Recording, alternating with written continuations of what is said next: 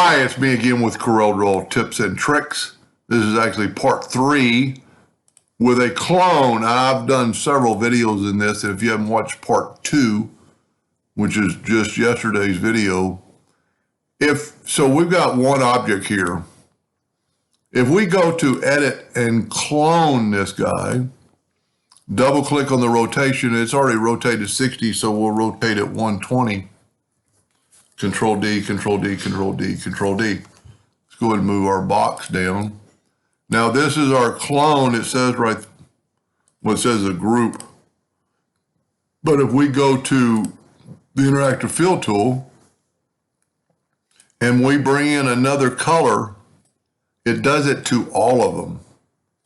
It's a pretty cool effect where you can actually see, and I call it real time, to see what it looks like.